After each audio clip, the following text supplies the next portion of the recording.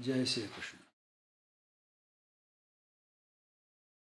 So far, Bhagavan has described the Gyan of Kshetra and Kshetragna. Bhagavan said that the Kshetra has been described by many rishis in many ways, by virtuous Vedic hymns and in the conclusive and reasoned text passages of Brahma Sutra. So Kshetra and Kshetragna has been described by many other people in many ways. But Bhagavan is telling Arjun his view of what is Kshetra and Kshetragna. Then Bhagavan went on to tell about the Kshetra. Bhagavan told what all is in the Kshetra and what all expressions occur in it. Expression means bhav. What occurs in the Kshetra? We feel pain, we feel pleasure, happiness. These are all expressions which occur in the Kshetra, which is our body. For example, there are 5 elements in every Kshetra, 5 Mahabhut. They are in every Kshetra. Whenever 2 elements are together, a change in their form takes place. This is called vikar. So whatever, our body is made up of 5 bhut, and they are all together and they express differently, which is based on our karma.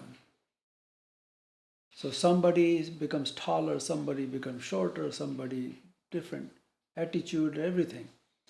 Because all those 5 bhuts are combined together in the Kshetra. And what puts them all together? It is the 3 gunas. So you can say 5 bhut are the building blocks of a building, like a bricks or cement block. And what puts them together and holds them together is the 3 guna. That is like a glue, which glues them together. So there are senses, there are feelings of pleasure, pain, desire. These are all expressions which occur in Kshetra. Then Bhagavan went on into as to what is to be done with this Gyan. Now we know what Kshetra is, the knowledge of Kshetra. What should we do with it? What's the use of it? What's the use to know it? He said that it is his unflinching bhakti, avvevicharani bhakti. That is what is to be done by the Kshetra. Okay?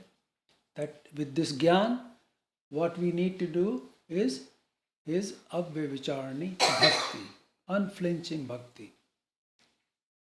Before we go any further, I'd like to consider the following. Number 1, we all throw out words like spirituality, religion, words like that. We always say, yes, spirituality, we want to know spirituality. In fact, humans create disputes based on these 2 words, spirituality and religion. Lot of dispute occurs. So, what these 2 words really mean? Basically, spiritualities ask questions. Who are we? What is this creation about? What are we here to do? What should we do here? These are the basic questions which are raised, and that is what spirituality is. Whereas the religion, which we call dharma, is all about the answers to these questions raised in spirituality. So we call spiritual questions, curiosities, and Dharma is supposed to give us the answers to that. Bhagavad Gita has both. In Bhagavad Gita, Arjun asks the questions. His questions are all about spirituality. And Bhagwan Krishna answers all the questions in no uncertain terms. Definitive term, he is answering all the questions. So he answers all the questions with the highest authority. He says, this is what it is. I say this is what it is. Okay? I am God. He said, I am Parameshwar. You must do my bhakti. There is no leeway there, no if and buts. So he is giving answers to all the questions which were raised by Arjun. So this makes Bhagavad Gita the ultimate Shastra, where you have all the questions one can ask about spirituality and answers to all those questions in many ways. Saints and philosophers have also tried to answer these questions on spirituality. But as their nature, the philosopher can keep arguing one another for thousands of years and do not come to any conclusion. Each one of them have their own views, and thus they contribute to the confusion. In Mahabharata, Arjun was also confused. He simply wanted to know what he should do. So Bhagavan told him the truth, which we know as Bhagavad Gita. Number 2, then there is consciousness. People ask, what is consciousness? Chetana, called Chetana. It is the state of being conscious.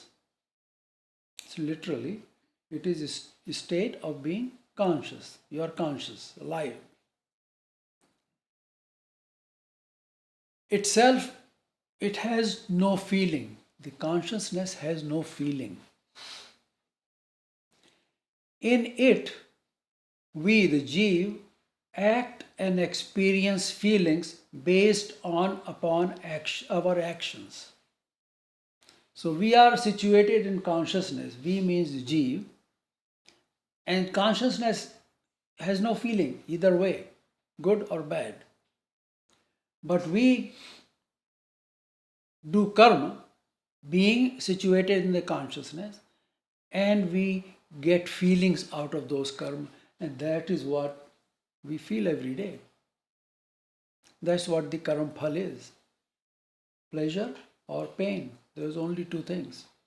But consciousness itself has neither pleasure nor pain. It is we who are situated in it and acting in it. Based on our actions, we feel pleasure or pain. So consciousness is just facilitating our experience based on our karma. So the feelings are the reflection of our actions, which has its origination in our thought. Okay? So all the actions originate with thought, manasa. So the sansar is the creation of and accumulation of our thoughts. That's what sansar is. Okay? Number 3, in sansar, each and everything is made of 5 mahabhut. These are only the building blocks. They are put together using 3 gunas, which act like glue or mortar. The 3 guna of Prakriti are in everything and everywhere. Bhagavan tells Arjun that with the jnana of Kshetra and Kshetrajna, one need to do unflinching devotion or bhakti to me. Now, I'll ask a question. What does me means here? He said, do bhakti to me. Now, he's not here now. He left. So what does me means to us?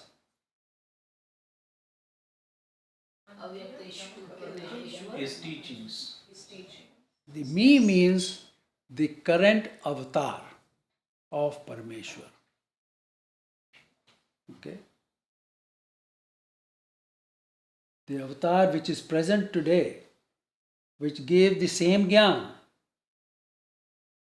do the bhakti of that avatar. Because Bhagavan Krishna is not here. And word Krishna is synonymous to Paramatma. All the avatar, they are Krishna. Parameshwar avatars are all Krishna. Why? Because the word Krishna comes from Sanskrit word krashak. Like a farmer, he prepares a field to sow the seed. So he cleans the field first. All the debris out of there. And this good tilth.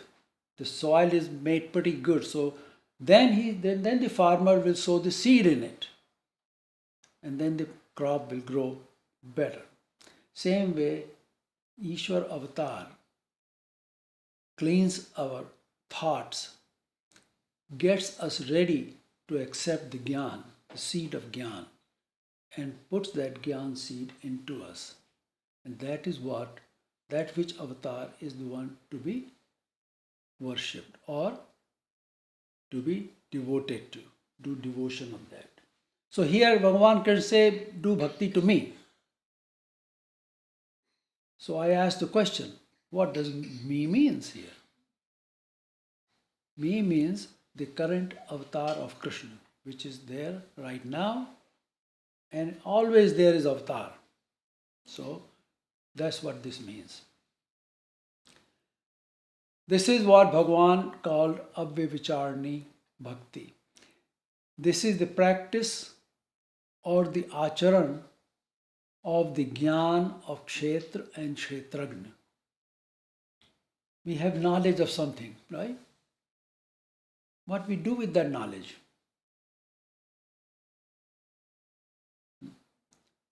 So here what we are getting from Bhagavan Krishna is, you can do the bhakti of Bhagavan Krishna with the help of the knowledge of Kshetra and Kshetragna. Without that knowledge, it's not possible to do bhakti of Parameshwar. That's what Bhagavan is saying here. So this will lead you to, we say, this will lead you to that which ought to be known by all Jeev in the form of human beings. So we all Jeev in the form of human beings, when we get this Gyan of Kshetra and Kshetragna and understand it, and then practice, do the bhakti according to that Gyan. Because that Gyan is what tells us how to do bhakti. And once we do that, then we will be led to what we really ought to know. Which Bhagavan says, called this, or which ought to be known, is Geya. Okay? Geya is that which ought to be known by each of us. And how do we know? By doing the bhakti of Paramatma with the knowledge of Kshetra and Kshetragna. Because Bhagavan said, I also come in the Kshetra. In the very beginning, he says, I also come in the Kshetra.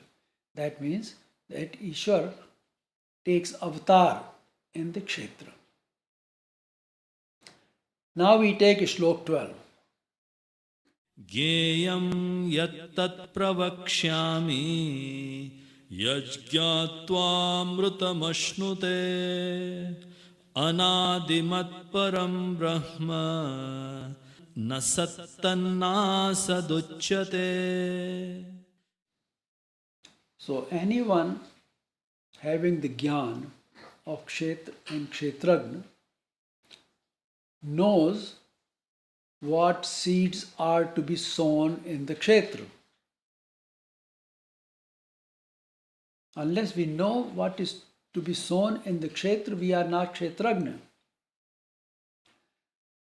What karma he must do and where he must arrive. Okay? So we are in this human body, we know this body, the Kshetra, we know the Gyan of Kshetra, and we are Kshetragna, and now we must do the karma to get to where we need to go.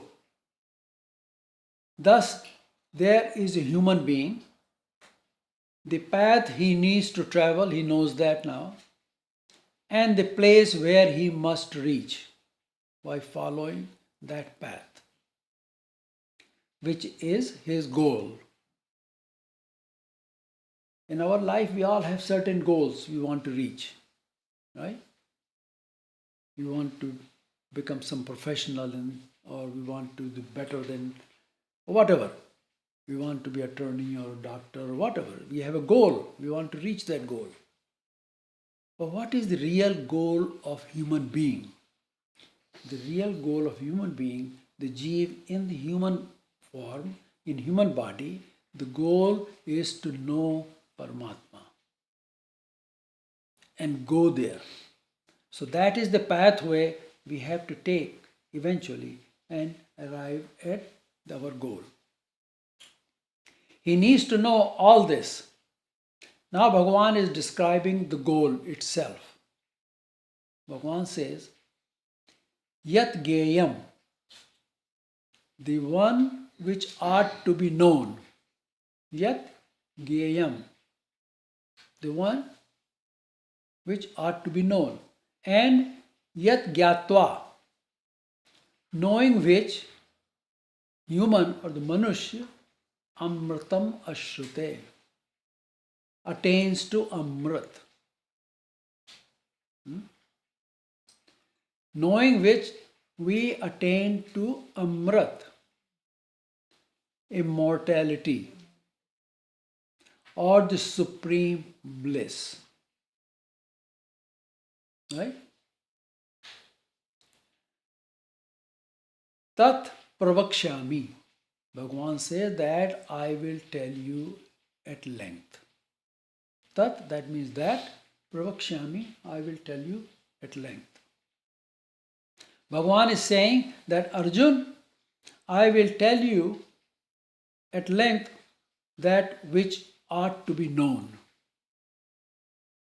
Okay? Knowing which one attains Amrit. He becomes Amrit.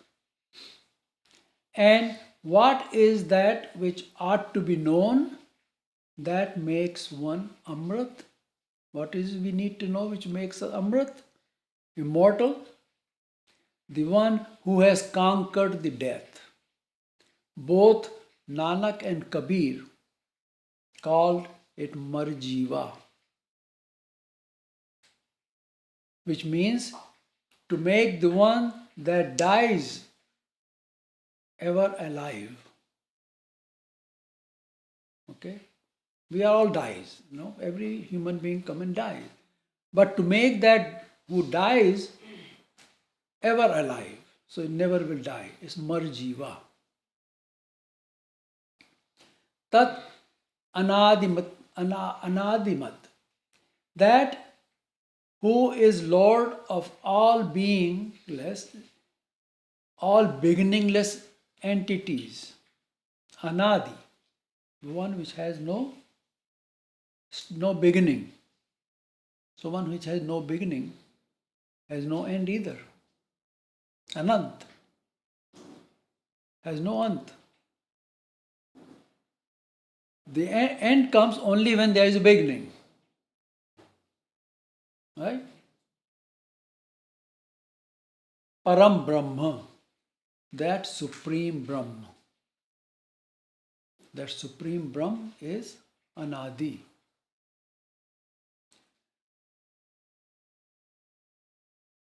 Then he says, Tam sat na asat uchyate. Okay? Which is called neither sat nor asat. Following me? The one we need to know, which makes us Amrit, is that Supreme Brahm which has no beginning, is beginningless. And he is also the master of all the other beginningless entities. Our Jeev within us is also beginningless. Okay?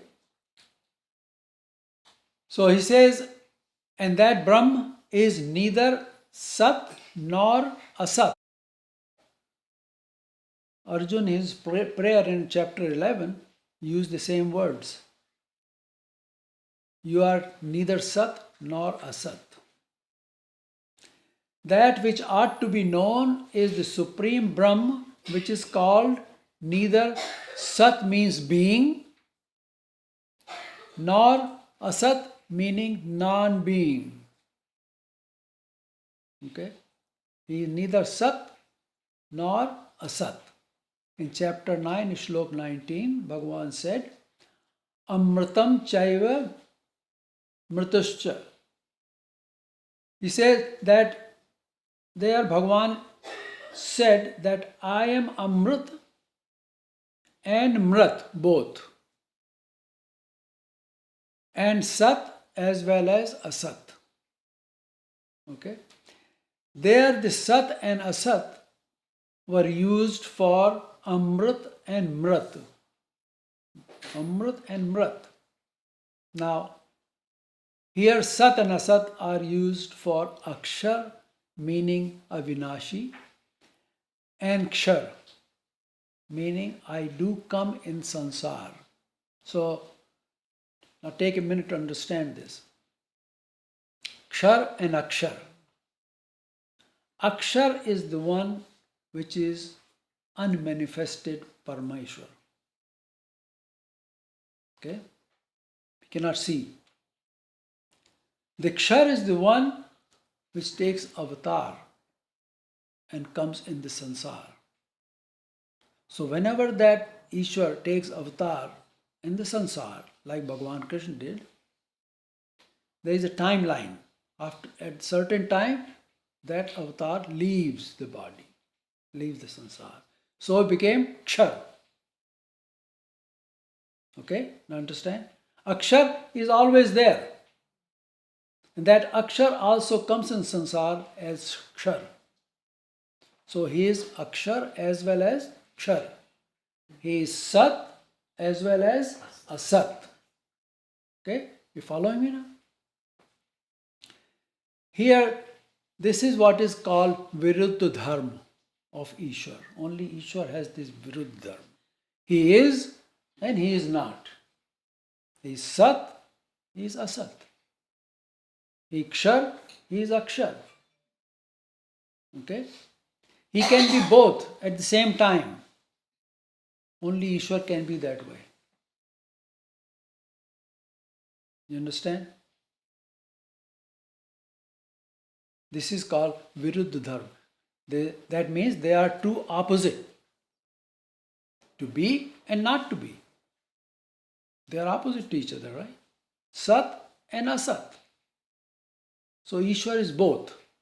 That means everything in Sansar or anywhere, everything is because of Ishwar. Okay? Without Ishwar, there can be nothing exist. There is nothing there. So everything exists because of Ishwar. And this is the Viruddha Dharma of Ishwar. This is unique to Ishwar. And here Ishwar means that Avyakt Ishwar, the unmanifested Ishwar. With this, Ishwar is Sat as well as Asat. both at the same time. In the next 5 shloks, Bhagavan is describing the one which must be known, the Ishwar Sarup. So, we go to next shlok. सर्वतः पाणिपादं तत् सर्वतोक्षिशिरोमुखम् सर्वतः श्रुतिमल्लोके सर्वमावृत्य तिष्ठति. Tat. He is. We're talking about what? Supreme Brahmana, Ishwar. So Bhagavan Krishna telling about Ishwar. He says Tat. He is. Sarvatah Panipadam. Sarvata Panipadam. Sarvata means everywhere. Pani means hands. And Padam means feet. With hand and feet everywhere. So that Supreme Brahm is, he is, how he is? With his hands and feet everywhere. Sarvato Akshish Shiromukham. Sarvato means again everywhere. Aksh means eyes. Head, Shiro means head, and mouth, everywhere. Okay, so his hands, his feet are everywhere. His head, his eyes, his mouth, everywhere. He can see everything. He can speak to you what he needs to say. Okay. Sarvata Shrutimat. With his ears, Shrutimat, with his ear, Shruti means ear. With his ears everywhere, Sarvata Shrutimat. He can hear everything. Yata, because he is Tishtiti, situated, he exists. How he can do that? Because he exists. So first Bhagavan says, he is, that Brahm is. And how he is? With his feet and hands and feet everywhere. With his head, eyes, ears everywhere. With his mouth everywhere. And with his ears. He is everywhere. That is how he is. Because, and he is situated, he exists in the universe, sansar. Sarvam Amritast, having pervaded all that exists. Okay? That Ishwar Sarup has pervaded everything that exists. So he is, how he is, he's got his hands, feet, eyes, ears, everything, everywhere. And he is situated in sansar and everywhere else. That is why he is. He exists.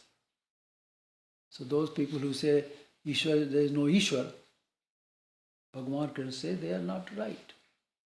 There is Ishwar, and Ishwar is everywhere. So all pervading, Sarva Vyapak Ishwar is the support of all that exists. Okay? Slowly here Bhagavan is making case that Ishwar is there and he's supporting everything supported by that Ishwar Sarup. This is the description of Vishwarup, of Ishwar. So when you saw in Mahabharata, or in Gita, Bhagavan Krishna, Vishwarup Darshan, in chapter 11, that's what you see. He's got many heads everywhere. He's got all the ears. He's got all hands, everything there. All the armaments, everything is there. He can do anything. So Ishwar's, this is the description of Ishwar's Vishwarup. Next, सर्वेन्द्रियगुणाभासं सर्वेन्द्रियविवर्जितम् असक्तं सर्वभृच्चैव निर्गुणं गुणभोक्तृ च Sarvendriya Gunabhasam. He perceives guna or the objects of all senses. Guna abhasam. He perceives everything. Shining by the function of all senses. But in reality, what he is? Sarv Indriya Vivarjitam. Okay? This is description of Paramatma. Ishwar perceives guna or object of all the senses. What are the objects of senses? Eyes, sees, touch, speaking, hearing. They are all the objects of senses. So Ishwar perceives all these objects of senses and Sarv Indriya Vivarjitam, but at the same time he has no Indriya. Okay? He has no senses to speak of, but he perceives all the objects of every sense. Following? Sarv Indriya Gunabhasam. Sarv Indriya Vivarjitam. There is no Indriya. Right? We need Indriya, we need senses to perceive the objects of senses. But he perceives all the objects of senses without having senses. Okay? Asaktam sarvabhrashchaiva. Asaktam means being devoid of any attachment or relativity. He has no attachment. Okay? He is not related to anybody. Asaktam. Not sakt. Asakt.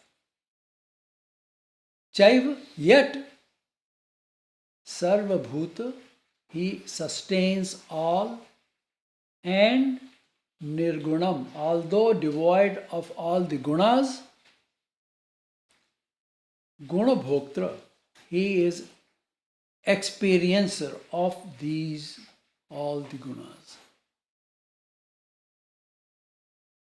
He has nothing in him, but still he perceives and he senses everything.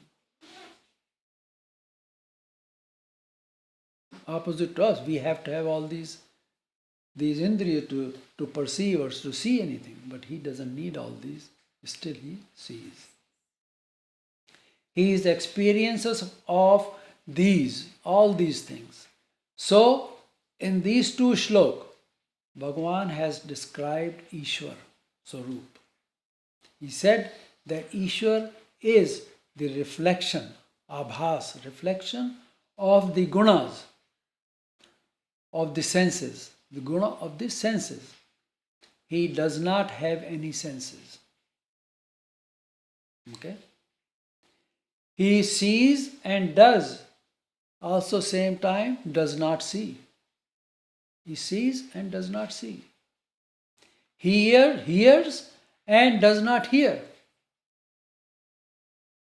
He has no feet, yet he runs.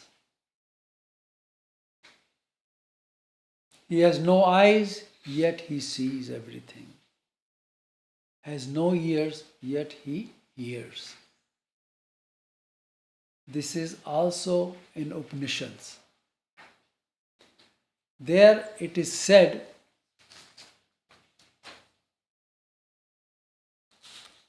Apani pado jabano grahita pashyati achakshu shrotash akarna. He says, having no feet, apani pado, having no feet, he runs. Javano grahita, he runs And then he grabs even though he has no hands. Grahita. Okay? He can do that even though he has no hands. Having no eyes, he sees. And having no ears, he hears. This is the description in Upanishads. Poet Tulsidas has mentioned in Ramcharitmanas, there he said, Bin padu chalahi sunahi bin kana. Kar bin karma karahi vidhi nana. Here vidhi means Ishwar, who binupad, without any feet, he walks having no feet. He hears having no ears. And having no hands. Vidhi means Ishwar does various actions. Karai vidhi nana. Nana time, many type of actions he does. Everything he does, having nothing. This is called the Viruddha Dharma. Bhagavan said this because he can only be, this can only be done by Ishwar. No other can do it. No Devta. Devta has no power. Ishwar is the ultimate. And he does everything. He sustains everything. He sees without eyes. He hears without ears. He is everywhere, yet he is nowhere to be seen. What Jeev is, when Jeev is at one place, he can be at no other place. We the Jeev, we are Ekdeshi. We can be only at one place at one time. Right? If we are sitting here, we are here. We cannot be anywhere else. But Ishwar, being at one place, is present everywhere. You follow me? So, compared to Ishwar, we are nothing. Okay. In the next shlok, Bhagavan tells about the Sarv-Vyapak and Sarv-Atmak nature of Ishwar.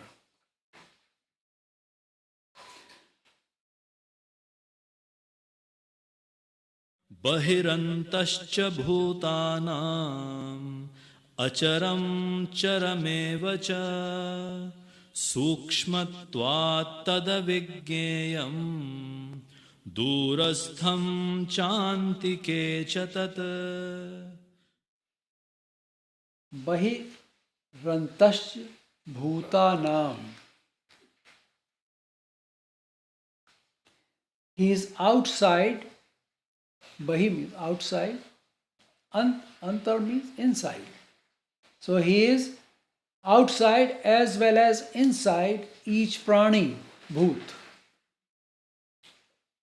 Okay? We are all prani bhoot. So he is outside as well as inside each prani bhoot. This is through his Sarva Vyapak and Sarvatmak Dharam. With the Sarv Vyapak Dharam, he has covered us all. He is outside each of us. With Sarvatmak Dharam, he is within us too, at the same time. It is like when we water a plant, the water is outside, but the same water is absorbed by the roots and goes into that plant and becomes the Atma of the plant. If you take that water out of the plant will die. So, Ishwar is Sarv Vyapak. At the same time, he is Sarv Atmak for each prani bhoot. He is everyone's Atma. Without him, nothing can exist. Although the Atma is independent, there is Ishwar Shakti that sustains it. Okay? Although we are all independent Atma, but it is the Ishwar Shakti that sustains us. Thus, Ishwar pervades from the outside as well as from within. So, he is outside as well as within all prani bhut. Acharam charamev cha. The unmoving, acharam, the things which cannot move. And charamev cha, and which are char or moving objects. Prani bhut which moves. There are prani bhut which cannot move, like trees and bushes. But one with the feet can move. The existence of both is because of him, the Ishwar. Char as well as achar. Tad avigyayam suksham. What else he is telling? He is incomprehensible. You cannot even think about him. How can you think about him when he is inside and outside of you and he is sustaining you? There is no way we can think about what he can be. How big, what is his powers? We cannot even imagine. He is incomprehensible because of his subtlety. Sukshma. He is so sukshma, so subtle, you cannot comprehend him. Tat durastchat cha antikecha. He is situated very far. Now this is something to understand. Very far for those who do not have any Shraddha to him. Those who have no Shraddha in Ishwar, he is very far from them. Durastha. They cannot reach him. He is so far. As well as he is very close. He is very close to those who have Shraddha in him. Okay? He appears, he appears to them. But those who have no Shraddha in Ishwar, he is so far, cannot even think how far he is. They cannot reach him. He is within you, but if you do not have Shraddha, he is so far that you cannot reach him. Those with Shraddha, Ishwar is within them. They can even see, they can even feel. He is so close. Next slok. Avibhaktam cha bhuteshu vibhaktamiva cha sthitam bhuta bhartru cha tajgeyam grasishno prabhavishnu cha. Cha avibhaktam bhuteshu. Cha means and. He appears to be one within each prani bhut. He appears as if he is a part of each prani bhut. That's how he appears. He is part of us. Cha vibhaktam iv sthitam. And he appears to be situated outside, separate from all. Okay? He is situated within each of us as well as he is situated away from, apart from us, not with us. So he is with us and not with us. He is separate from all of us. So being separate, he can be part of us and still remain separate from us. You follow me? Ishwar is such that he can be part of us, at the same time he is separate from us.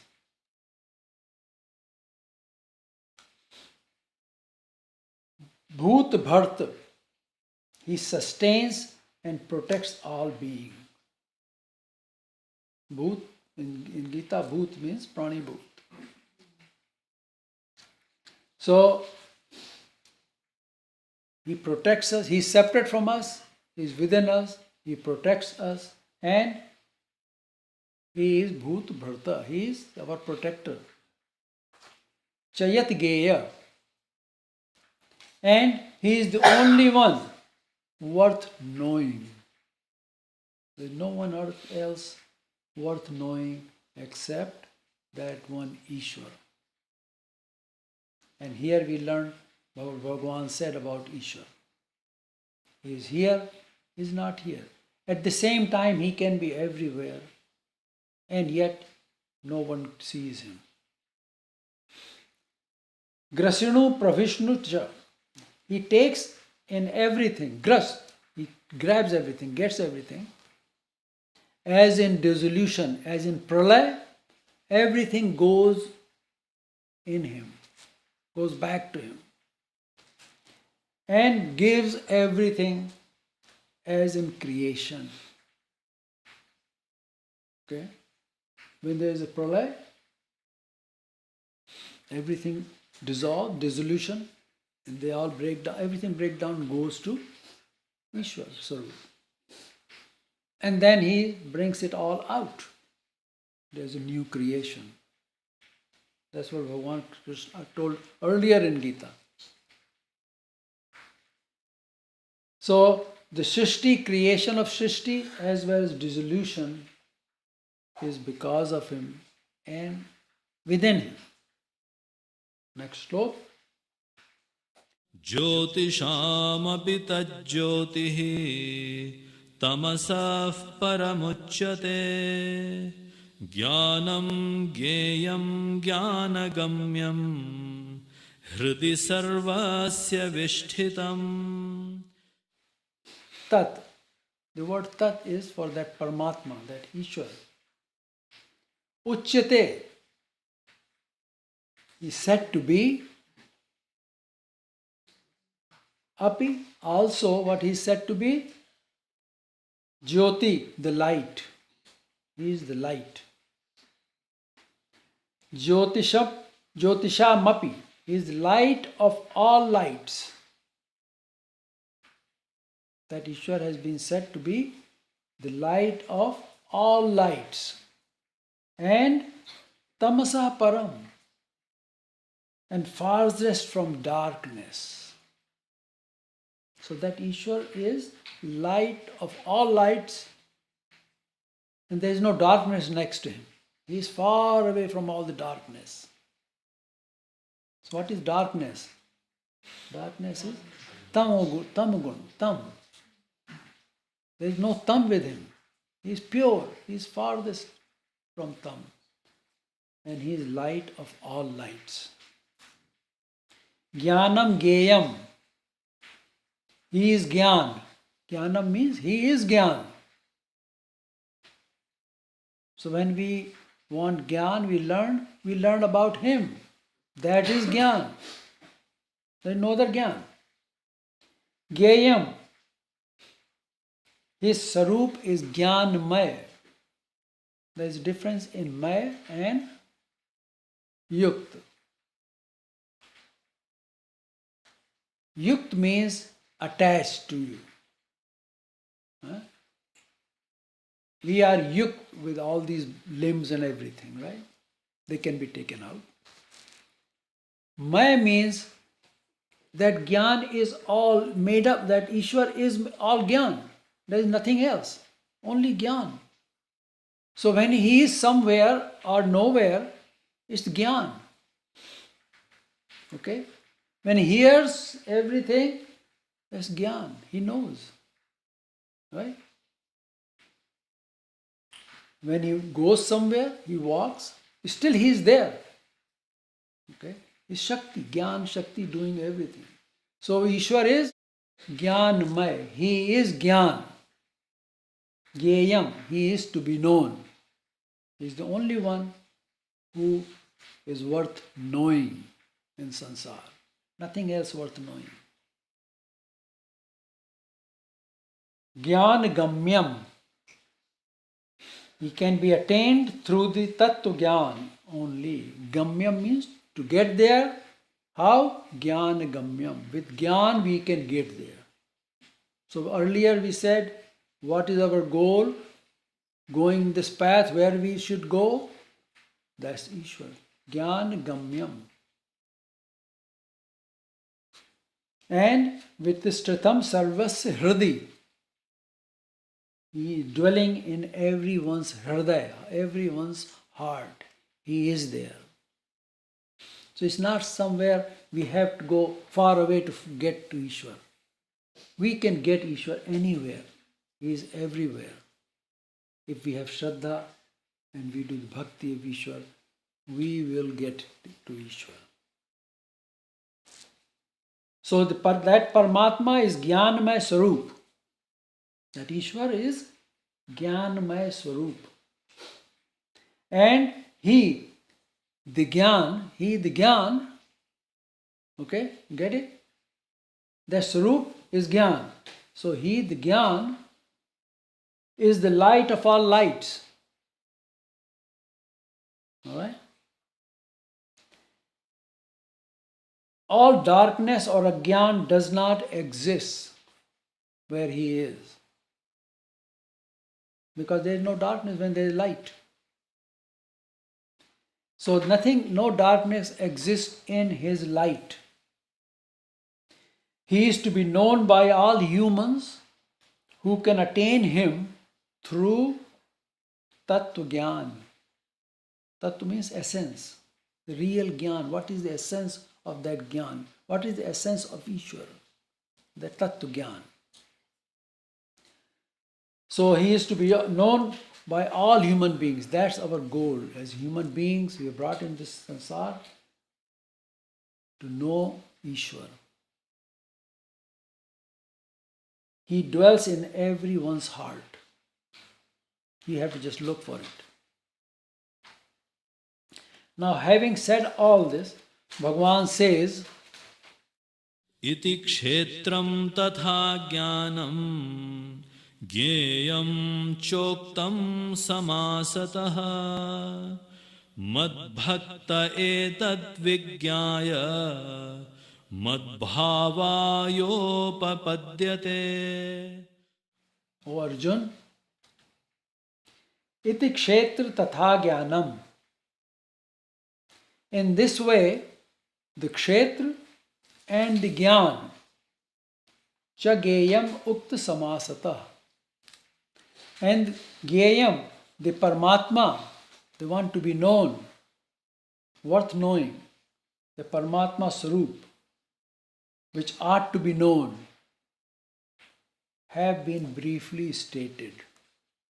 He said, I briefly told you about these things.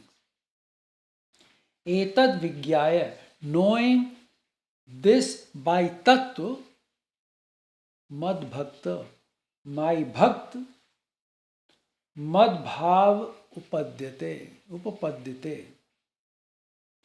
come to me, come to my state, mad bhava, come to my state. It's a big thing here.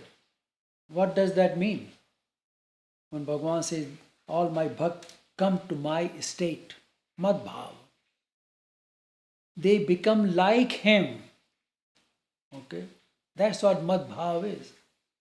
All the prani bhut who do, all the jeev who are doing bhakti of Ishwar, eventually they become like Ishwar. Mad bhav. To my state. What is that state? The Jnanmaya Sarup. So here Bhagavan has told the way in which one can attain moksha. We all talk about moksha. You must know what moksha is, how to get there. What is the pathway to get there? You have to have the knowledge, the jnana to get there. Right? It is apparent that it can only be achieved through bhakti with Ishwar Gyan. There is no other way. From here what we learn, today is that moksha can only be achieved with bhakti, with Ishwar Gyan. The Bhakt knows that this Gyan is the means with which he needs to purify his Chit within himself. He needs to purify. That Gyan will purify us from within. And this Gyan will take me to Gye. Gye means the one which ought to be known, where we need to go. Okay? So what Gyan does? Why you need Gyan to do Gyan Bhakti? Bhakti with Gyan? Because that Gyan slowly purifies us from within. Our Chit, our Man, everything. Antahkaran. It purifies us. And then we become powerful to get to that Paramatma. And we know we are powerless right now. We don't have any power. We are like puppet being just played with by Prakriti. But with the Gyan, we can purify ourselves. And with purity within ourselves, we can attain Ishwar. The Paramatma, which is the goal or the sadhya of every Jivatma. So here Bhagavan told the highest Gyan of Ishwar in these shlokas. Now Bhagavan tells Arjun that there is nothing new in Kshetra and Kshetragna. What I told you is nothing new. So next slok. Prakritim purusham chaiva vidhyanadi ubhavapi vikaramscha gunamschaiva vidhe prakriti sambhavan. Here Bhagavan is saying that the subject of Kshetra and Kshetragna is nothing new. Okay? This has also been called Prakriti and Purush. Kshetra is Prakriti and Kshetragna is Purush. The Kshetra is the Prakriti and Kshetragna is its owner, which is called Purush. The Purush has two meanings. One is Purush and the second one is called Param Purush. So there is Purush and Param Purush. Both take support of Prakriti to come in the sansar. Purush as well as Param Purush need the Prakriti to manifest in sansar. Both use a body to become vyakt or manifest in the sansar. Although there are big differences between Purush and Param Purush, there is lot in common also. Okay? So there is Purush and Param Purush. There are vast differences, but there are a lot of things which are common between Purush and Param Purush. Now see, Param Purush is Ishwar, Paramatma. In Brihadanaranyaka Upanishad, chapter 1, Brahman 4, the word Purush has been used for Atma. In Upanishad, they talk about Atma. The word Purush has two parts. According to the Brihadanaranyaka Upanishad, Purush has two parts. Pur and Ush. Pur, Ush. Pur and Ush. Pur means prior and Ush means to burn off. When Usha Kal comes in, the darkness burns off, don't it? So the Purush is the Atma which has already burned off all its pap. That's what Purush is. That Ush in Purush is the power of Gyan, which burned off all the pap which has been accumulated by that Jivatma. Then he becomes Purush. So in the original state, Atma is pure. No pap in with Atma. And is called Purush. We call, oh, he's ye Purush. No. Purush is the pure Atma, is the Purush. The Param Purush is Paramatma. So, what is common between the two? There are two different, there's vast differences, which we have seen. The Paramatma can be here and not here, can be everywhere, can see everything. We cannot do that as a human being, as Purush. It's a big difference. But what are the commonalities between the two? There is a lot of common ground between the two. Number one, both come in sansar in the same way.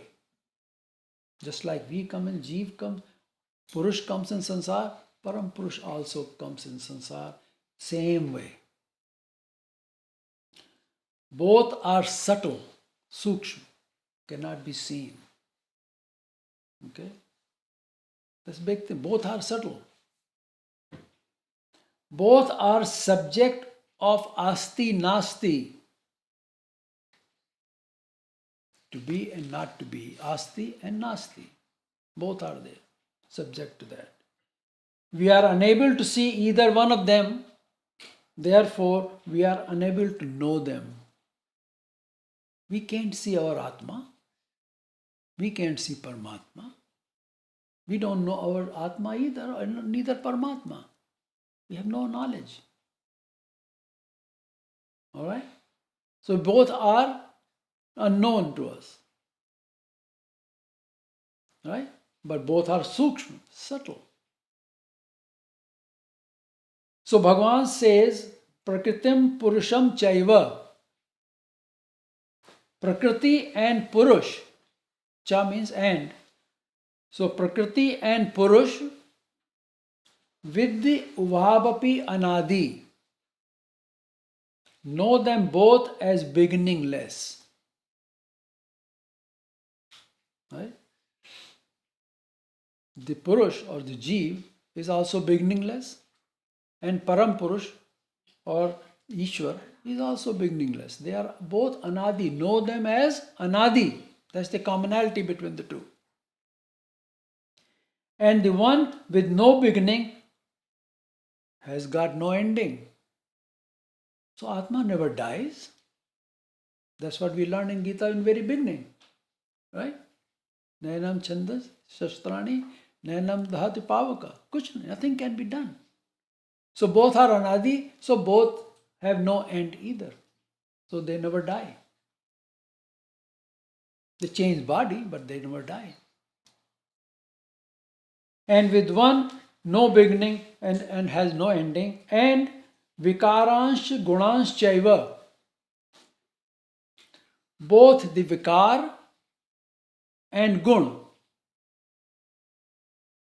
the three gunas, both have Vikar and three gunas. With the Prakriti Sambhavan. Know them to be born of the Prakriti. So when they appear in Sansar, they are born of the Prakriti. They take the body of Prakriti. How can we know this? The Prakriti has 5 bhut and 3 gunas. That's the Prakriti. Ashtadha Prakriti. When one bhut, 2 bhuts put together, the vikar takes place. Okay? Our body has water, has earth, but both have different form when they come together. You cannot see water, you cannot see earth. So that's vikar. Both have changed.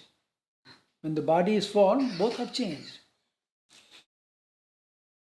For example, when water is added to soil in the proper proportion, right amount, the soil will smell like a freshly plowed field. I don't know how many of you have smelled a freshly plowed field. It's a different smell. The smell is its own. You cannot copy it.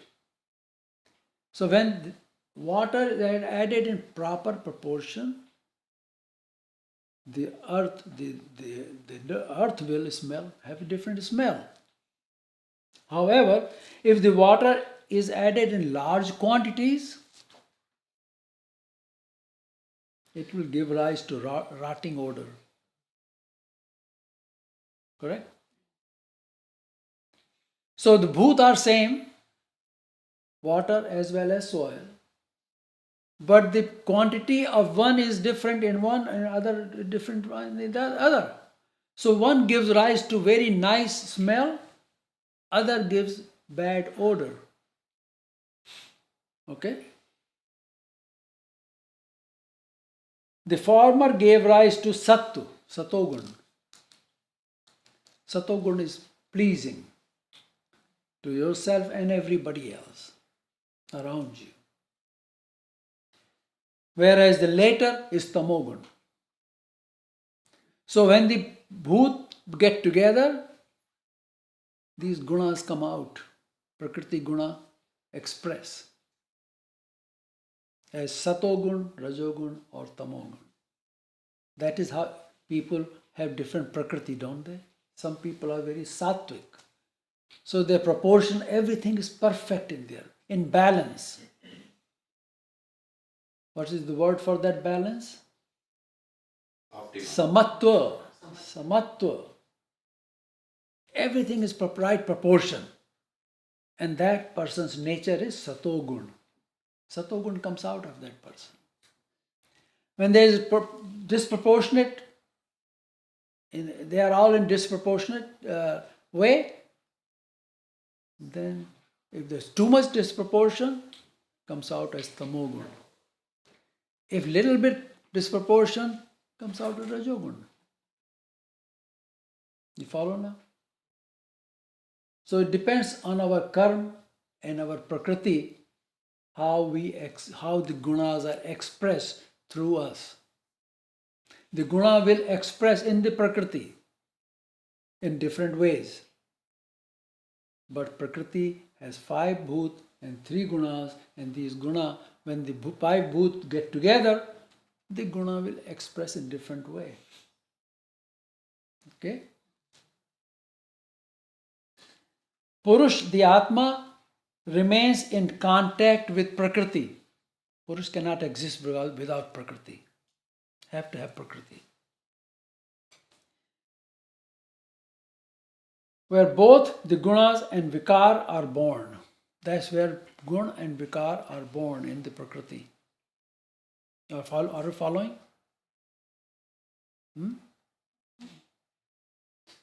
Gunas are born out of Prakriti. If Atma becomes attached to the Prakriti, now follows Prakriti. 5 bhoot and 3 guna, that's Prakriti. If Atma becomes attached to this Prakriti, the bondage takes place. That is what karma bandhan is. Attachment to the Prakriti. Okay? So how can Atma get attached to the Prakriti? Here, Atma is also, Man is also called Atma. Through Man and senses, the Man get attached to Prakriti. We get attached to our body, don't we? We really attached to the body. We don't want to leave it now. We are so attached. We don't want to leave. And I listened to somebody. He said, imagine if you sit on a sofa and you get attached to it. Now you want to move. Huh? You have to carry the sofa with you all the time. Right? That's bondage. We become bonded to everything, and that becomes our baggage. And we have to carry that. This is a metaphor, but that's. And what is we attached to? We are attached to Prakriti. Prakriti is changing all the time. When we get attached to something, it's not there anymore. Now we don't like it. We feel sorrow. All these things come in, don't they? What all these things do? They are like poison to the Atma. Okay? So we need Gyan. And here what we learned, Gyan, Ishwar is there within us, but unattached. So we have to get that Mad Bhava. We have to get to that Bhava of Ishwar, where we get to some place, but we don't get attached to it. We can always move on. If you cannot move on, then you cannot get where you want to go. Right? If Atma become attached to Prakriti, the bondage takes place. This attachment is due to karma. Okay? So you do the karma, perform the karma in a way that you don't get attachment, bondage. You can always leave. Like you are renting, you go to a motel, right? You pay the money, you stay the night, and you leave in the morning. You don't ever think about that motel, do you? We already paid. We paid for our body through our karma. Right? We are in our body. Now, the time come to leave, we just leave and leave the body. Who cares for the body? We get another body. Go somewhere else. It's difficult to understand, difficult to fathom, right? But you do the motel, don't we? Every day we go to motel and where did you go? Huh? Huh? You didn't want to leave. But you had to leave, right? So you get attached, right? Then we want to create the same atmosphere where we want to live, right? And this keeps on going on and on. It's non-ending. Okay. But Gyan says, cut it out. No attachment. Then you can move on to where really you want to go. So now, in the next shlok, Bhagavan describes the purpose of the two, Prakriti and Purush. What is the purpose of the two? Very important to understand this one. So next shlok. Karya karana kartritve hetu prakritiruchyate purusha sukha dukkhanam bhoktritve heturuchyate. Hetu means the purpose. Right? Hetu prakriti uchyate. The interest of Prakriti. Hetu is the interest. What is the interest of the Prakriti? It is said to be, Uchyate means it is said to be in, i.e., what is the role of Prakriti? What is the role of the Prakriti? Karya karana kartatve. Prakriti only interested in karya karana kartatva. Prakriti is involved in the karya. Karya means the action. Whatever happens in Prakriti, Prakriti is involved with. It's the interest of Prakriti in there. Got to do something. Karan, the instruments with which something has to be done. That is also Prakriti.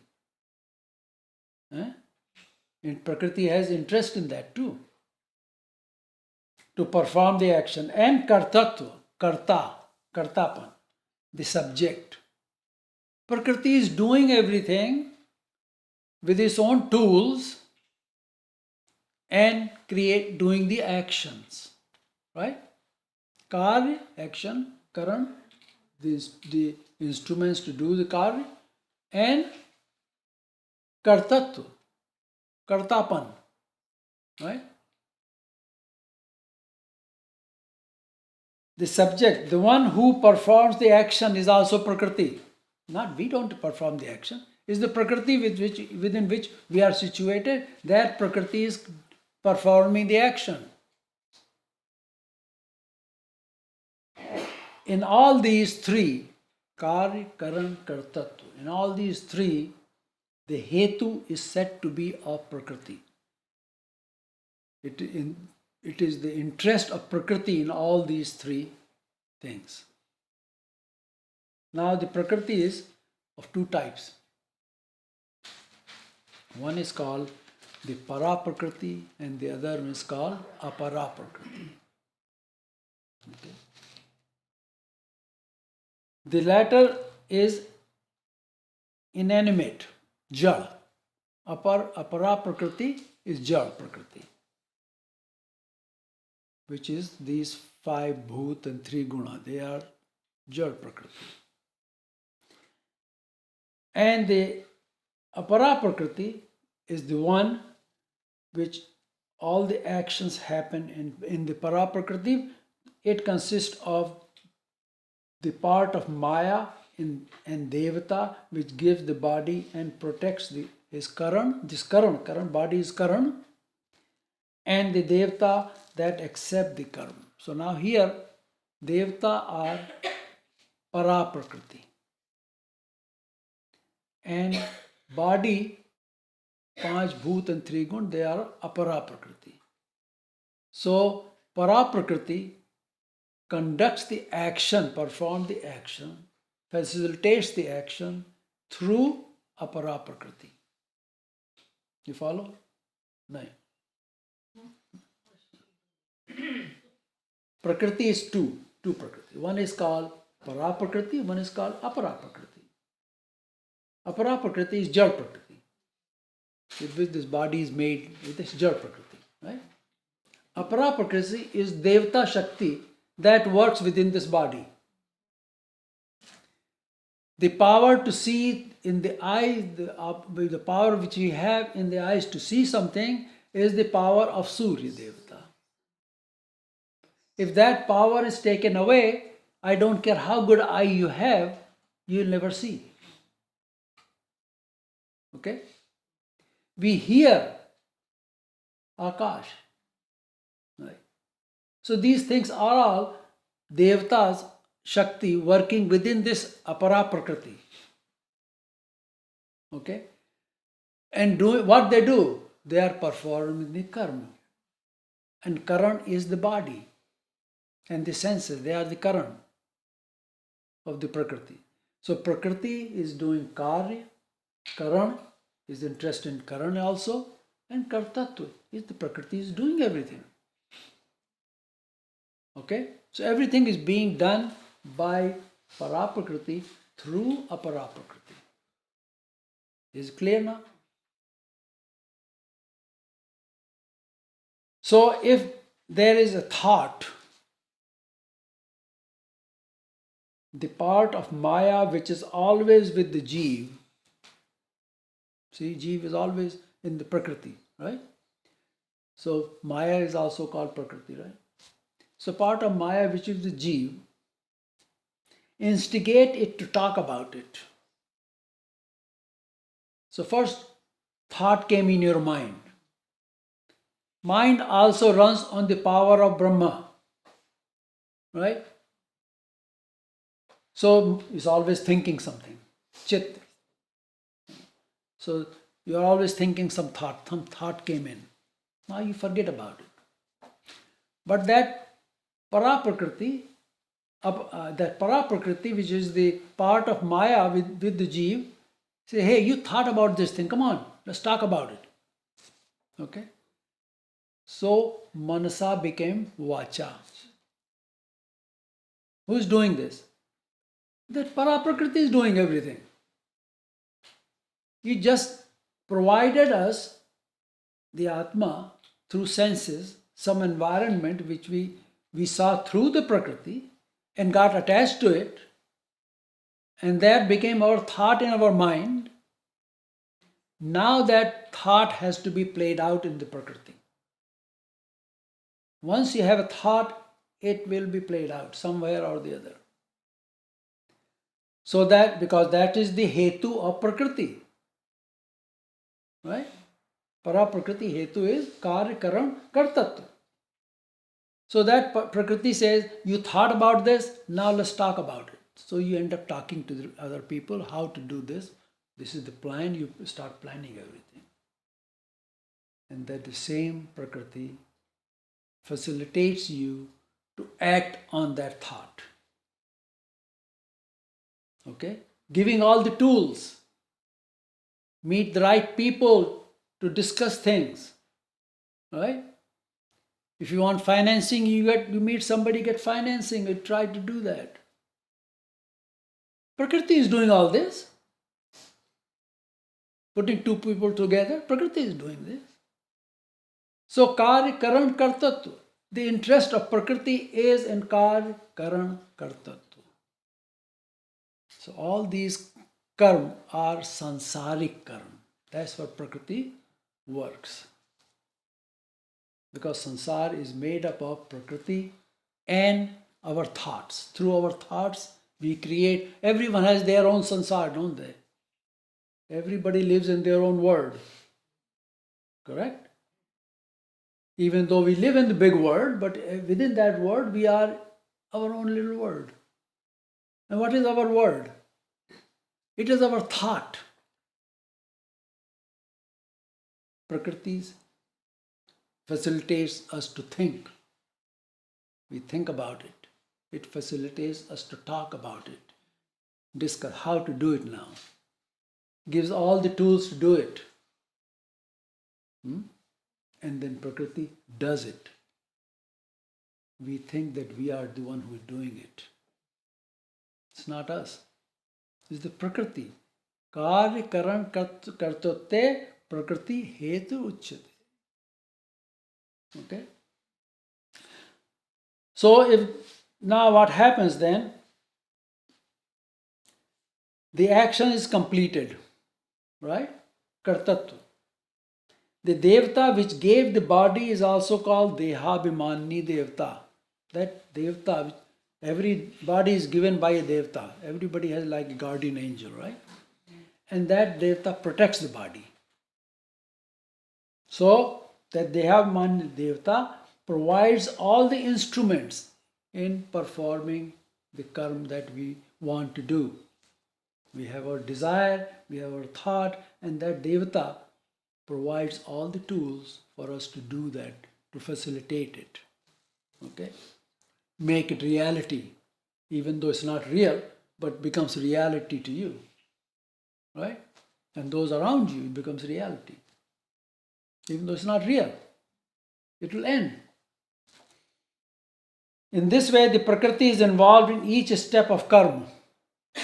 Each and every step of the karma, Prakriti is involved, is doing the work, and puts Jeev in the bondage. When we say we did it, it was our party. Look how good party we did. Oh, look what we did. Oh, such a nice clothes. Wow. Get attached. Who's doing it? Prakriti. Behind the scene, Prakriti is doing everything. We don't even know, because we are not kshetragna. Okay? Everything happening in the kshetra, Prakriti is doing everything. If we are kshetragna, we will know what's happening, who is doing it, why they are doing it. Okay?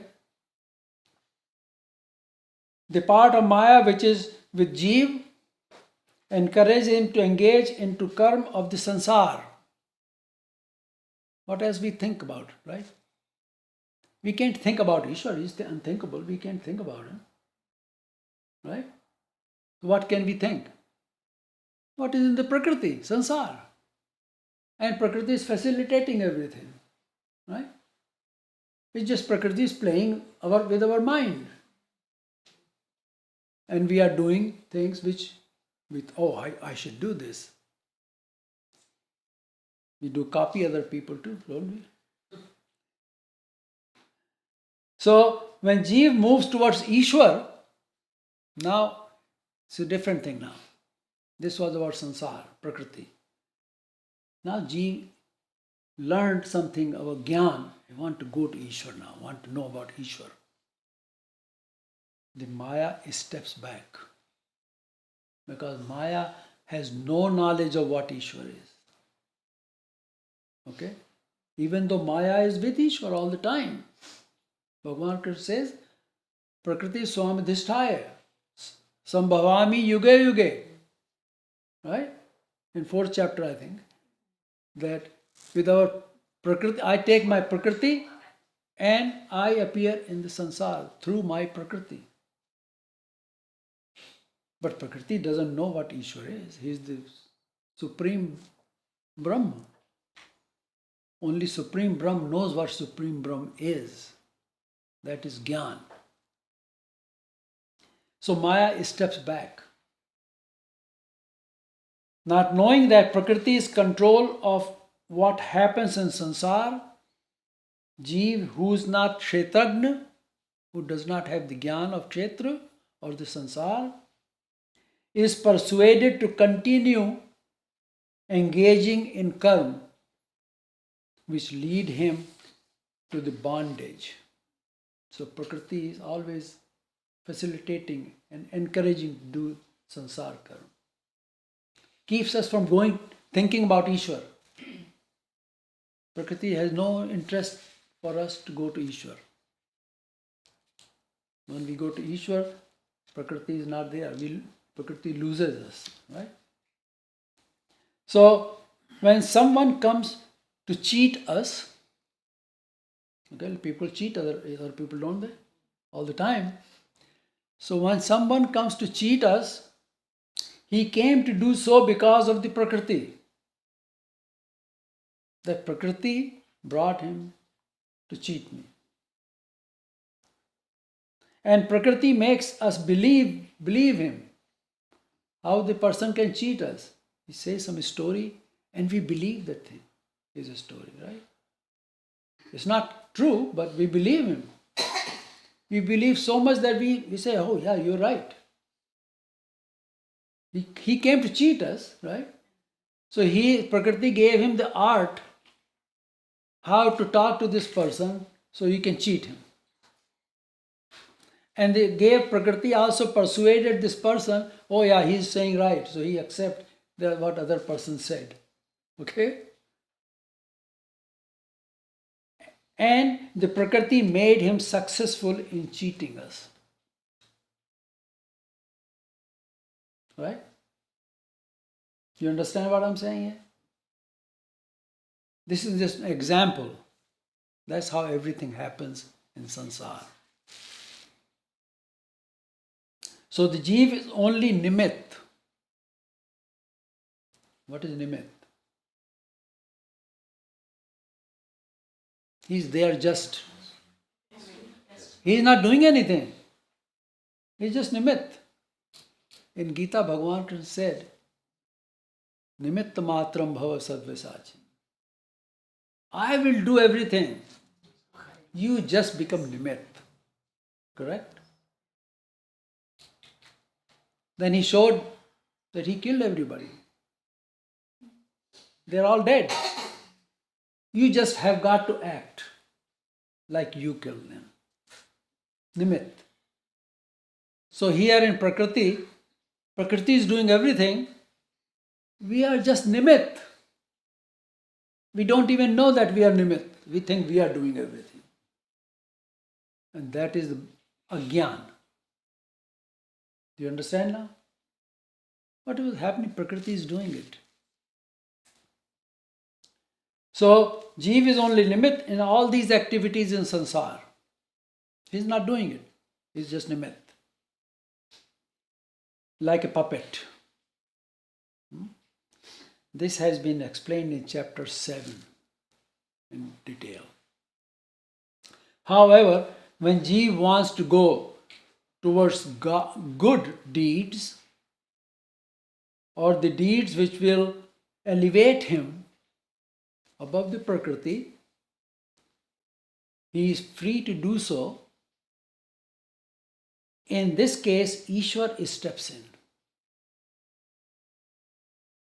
Okay, just make sure you understand this. We were in Prakriti. Now the thing has flipped. Now we learn about Ishwar. There is Ishwar and what Ishwar is like. Now we say we want to go to Ishwar. Because there is no birth and death. It become Amrit. Right? Immortal. What is immortal? Not being born. If you're born, you die. So immortal means you're not being born anymore. Go with Ishwar. Now when that happens, then Ishwar steps in to help Jeev. Because otherwise Jeev is helpless. Prakriti cannot help. Prakriti only helps in sansar. Karya karan kartatve prakriti hetu ruchyate.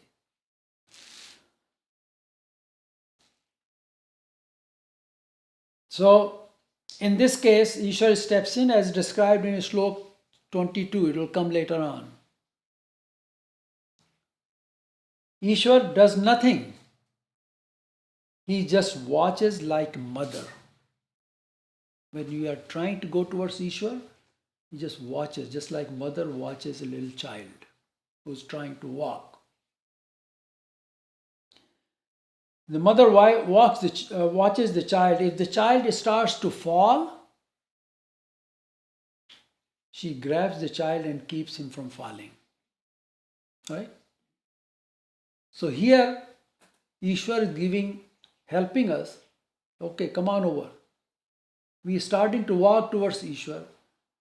On the way, because we have no power of our own, somehow if we make a misstep and we fall, Ishwar grabs us and straightens us out.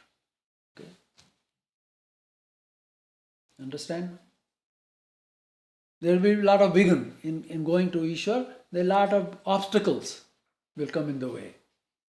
Ishwar will push us over the obstacles. Whenever the obstacle comes over. That's what I mean when I say if child falling, the mother grabs. Same way, if there is obstacle, you can trip over it, right? You can fall, but Ishwar is there to help you keep you from falling. You cross over the obstacles, whatever obstacles come in the way going to Ishwar, because that is the deed going to Paramatma. Only Paramatma can help. Prakriti or Maya doesn't even know that path. This is called Upadrashta. Is watching from above. Later, as the child grows and has a feeling that there is Ishwar, Geyam, then Ishwar becomes Anumanta.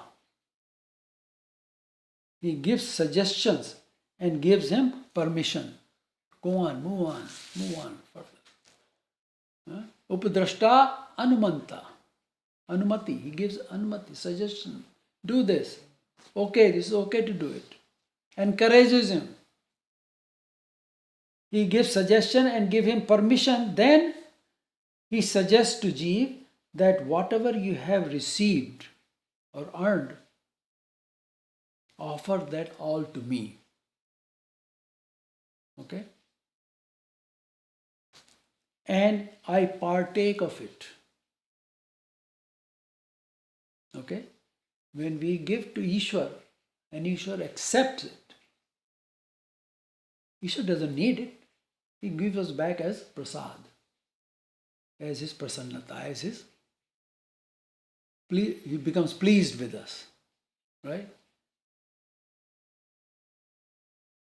He says, I partake and thus I become bhokta. I take it. And then and I am his Maheshwar. This will come in later on in 22nd slok. Now we will take the second part of the slok 20. Purusha sukh dukkhanam bhoktatve hetu ruchyate. So first part was about Prakriti. What is the hetu of Prakriti? Karya karan kartatva. That is the hetu of Prakriti. Now what is the hetu of Purush? Now remember, the Purush is Purush. Okay? We talked about what Purush is. What is Purush? It's Jivatma. Sukh dukkhanam bhoktatve. In the experience of the pleasure and pain. The hetu of Purush is in the experience of pleasure and pain. Karam phal bhog. There are only two fruits of any action in samsara. Anything you do, either you are pleased with it or you are in pain. That is how Prakriti gives the fruit of the action. Whatever action we do, the result is pleasure or pain. Nothing in between. Hetu ruchyate, that is said to be the cause. Hetu. So let's try to understand this. In sansar, karma must happen. Bhagavan Krishna says you cannot even exist for a moment without karma. You have to do karma. That is the rule of sansar. Even Bhagavan, when he appears in sansar, he does his karma too. Everybody has to do karma in sansar. You cannot get away from it. So the karma is initiated by thought, manasa. Prakriti is initiating the karma in our mind, which is then brought out as a speech by Prakriti, vacha. And then it is carried out physically, karmana.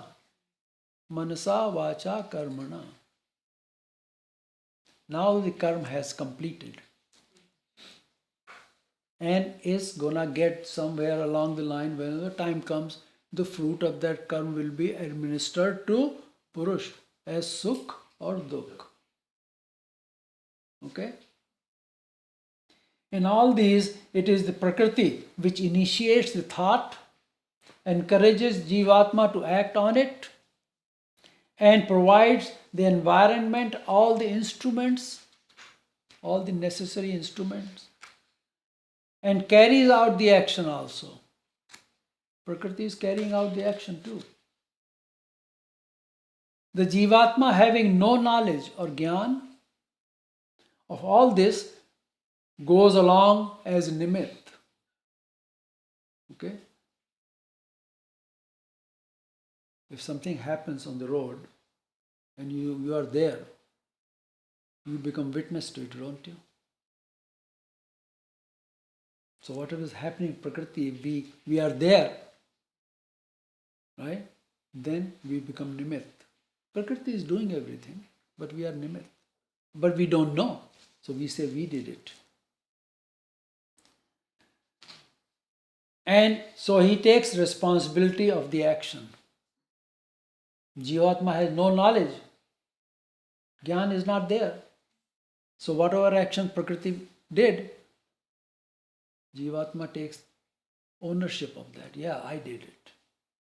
Right? People take pride in doing things, don't they? I did it. Don't you know that? How big I am? See? I have so many people working for me. I did it all. Because he had no jnana. It's the Prakriti who is doing all this. But he said, the moment he says, I did it, he is in the bondage. That's it. Okay? That's what Bhagavan says.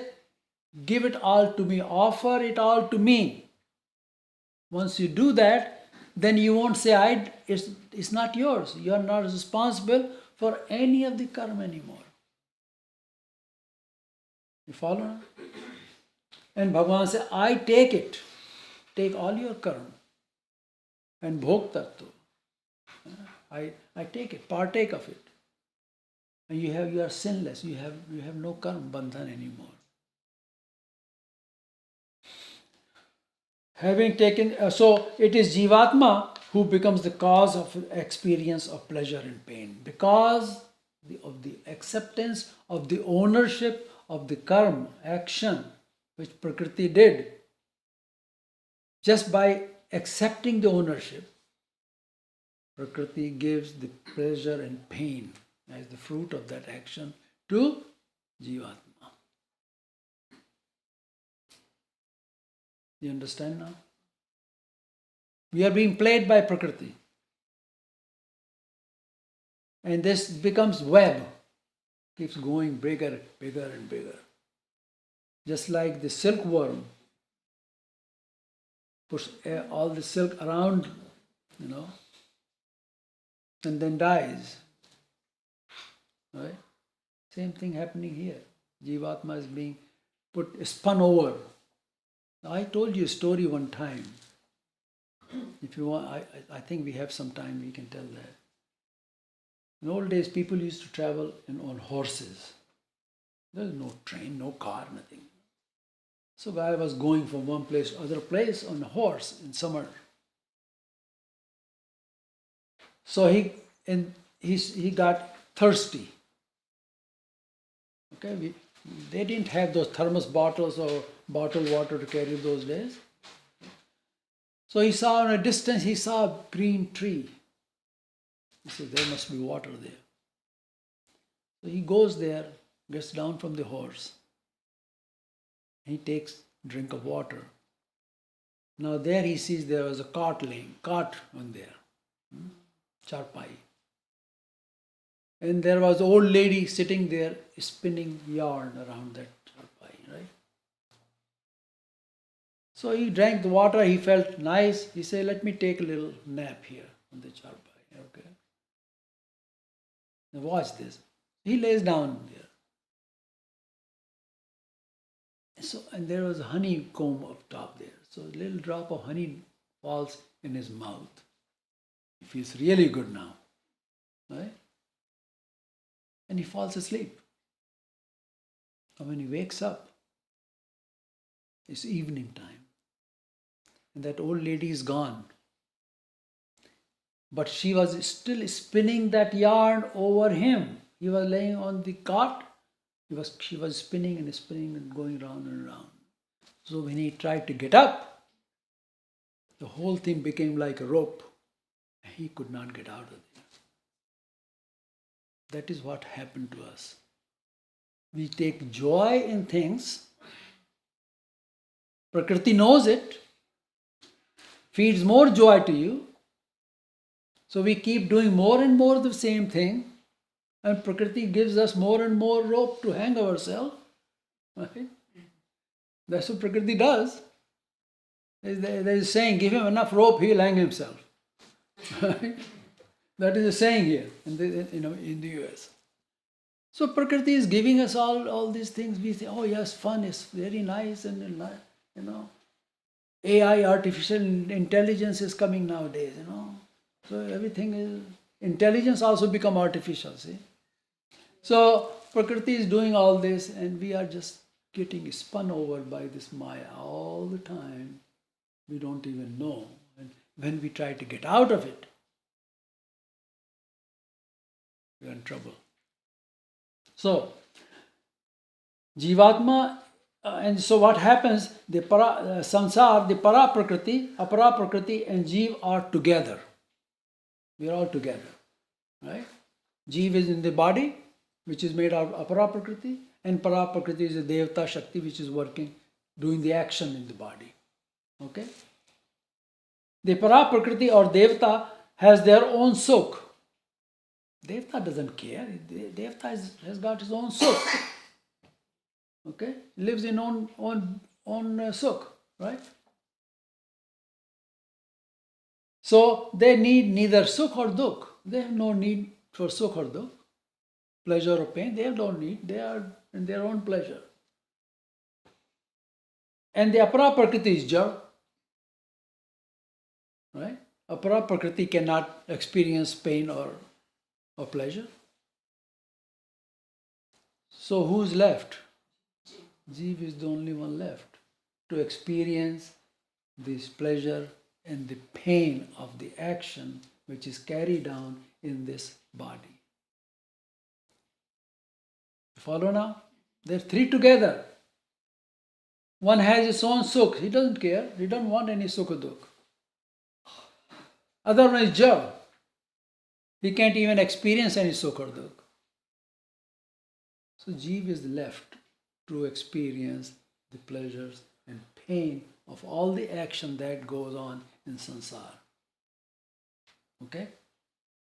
And he is because he said, yes, I did it. He became nimit, but he did it. He took the ownership.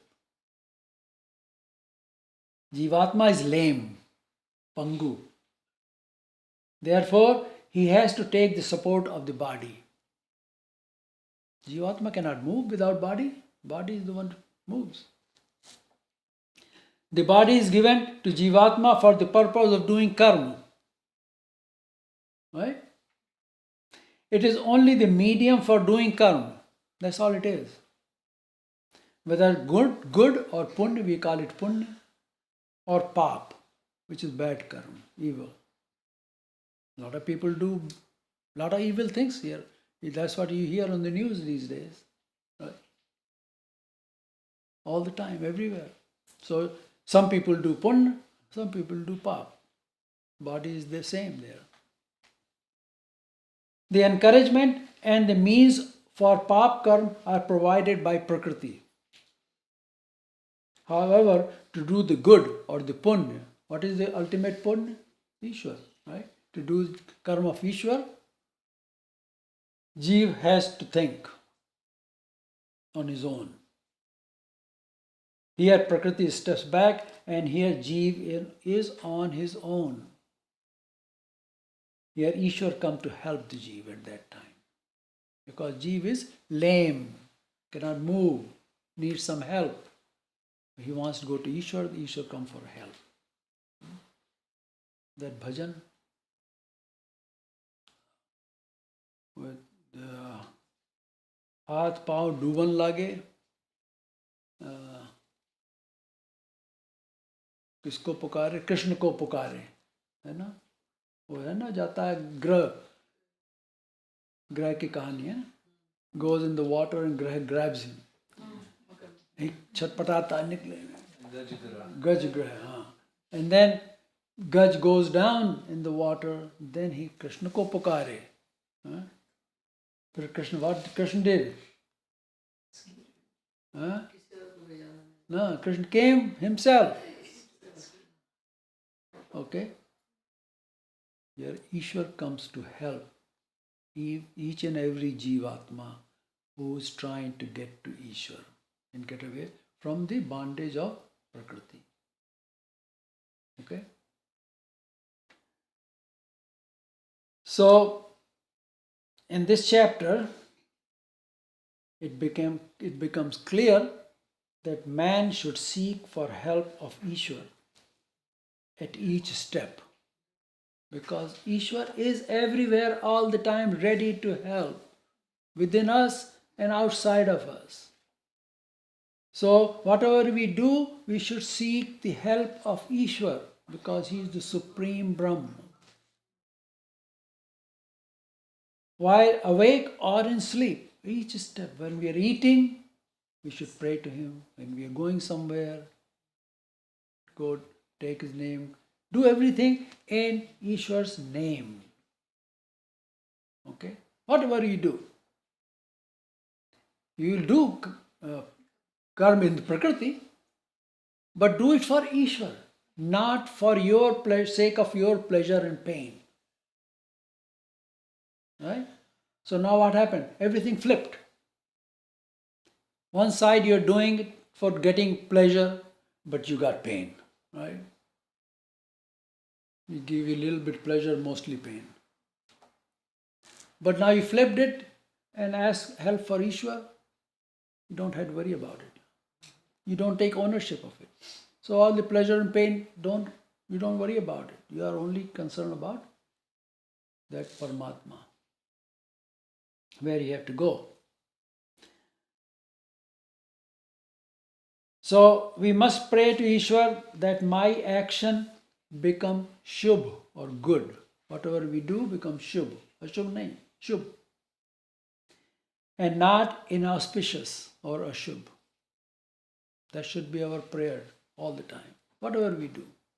Sleeping, go to sleep, do that. Wake up, you do that again.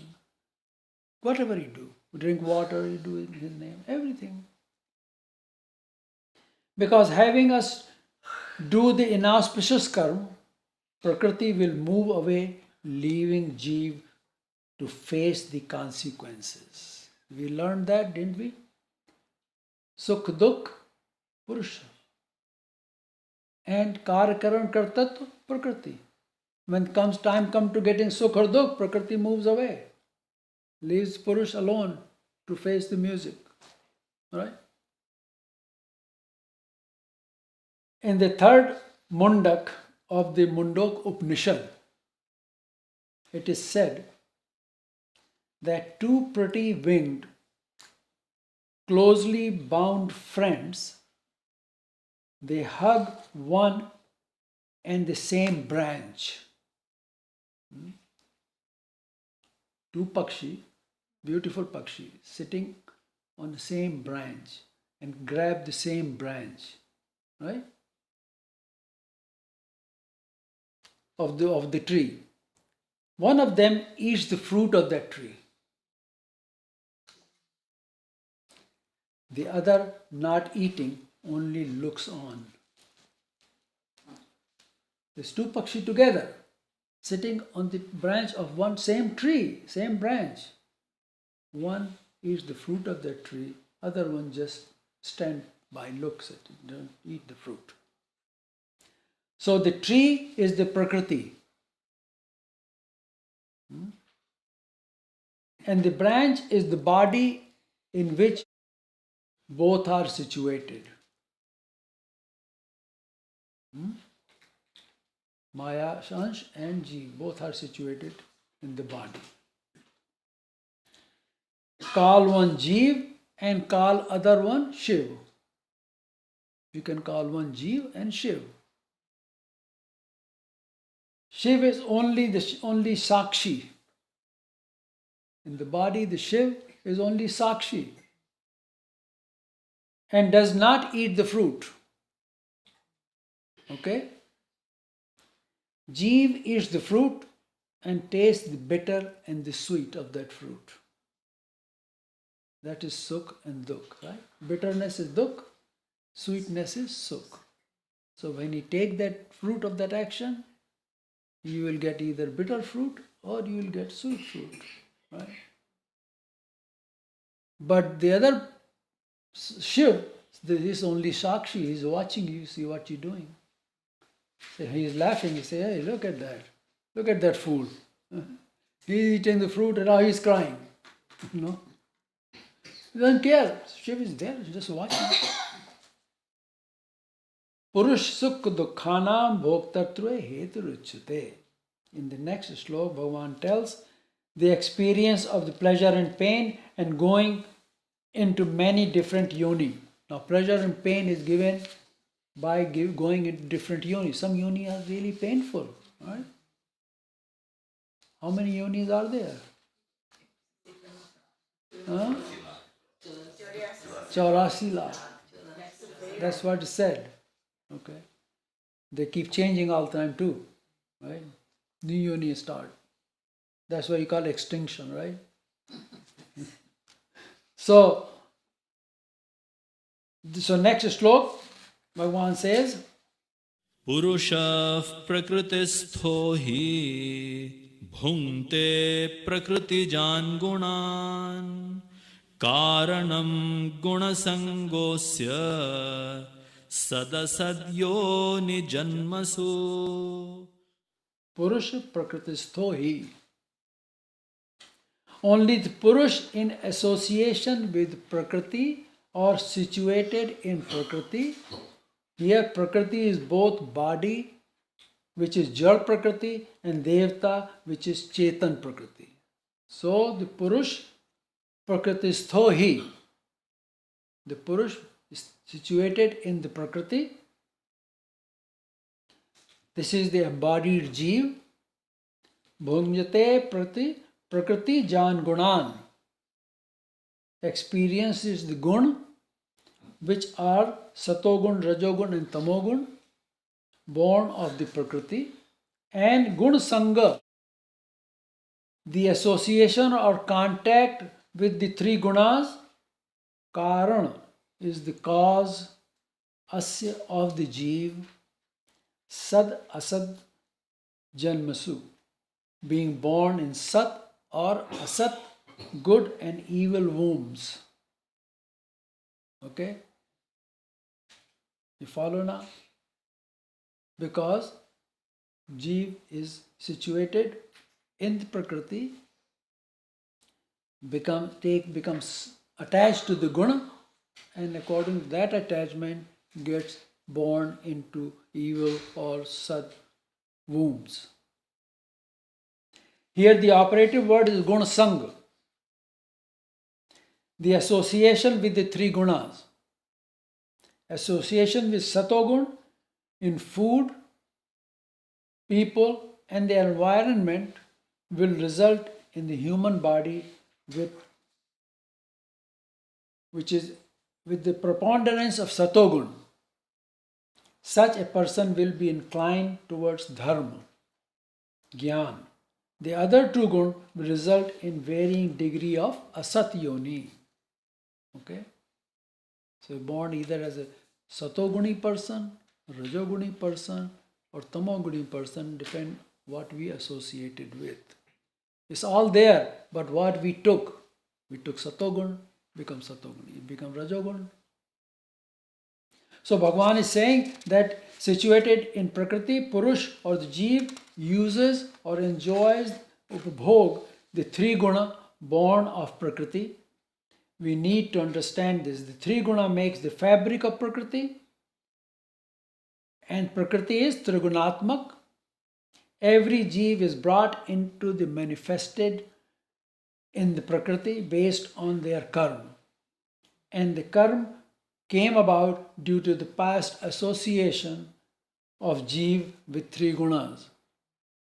The fruit of the action or the karma phal results in the body or the higher yoni with the preponderance of satogun.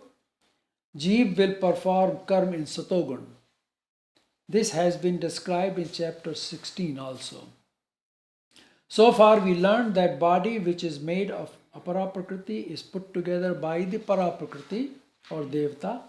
The body is called kshetra. It is the field in which we, the Jeev, experience the fruit of our actions, perform the new karma. We learned that all the processes of the body are conducted by the Devta Shakti or Paraprakriti, and the embodied Jeev does both, the Asat as well as Sat, Punya or Pap Karma. The Prakriti instigates, encourages and facilitates processes of Pap Karma. Here Jeev associates himself with the three gunas of the Prakriti, which binds him to be reborn in various yonis. For doing the Sat Karma, which are Ishwar Karma, the Jeev is alone. The Prakriti steps back. Here the Jeev gets help from Ishwar. When Jeev gets to the Gyan of the Kshetra and becomes Kshetragna, he then pursues the Ishwar Karma, which is the Bhakti of Ishwar. Here Ishwar has been called Gye, or one worth knowing, to be known. Having talked about Purush or Jeev, now Bhagavan is talking about the Param Purush and the ways in which Jeev can come to the Ishwar or the Param Purush. So that will be the topic for next meeting. Sri Krishna Arpanamastu.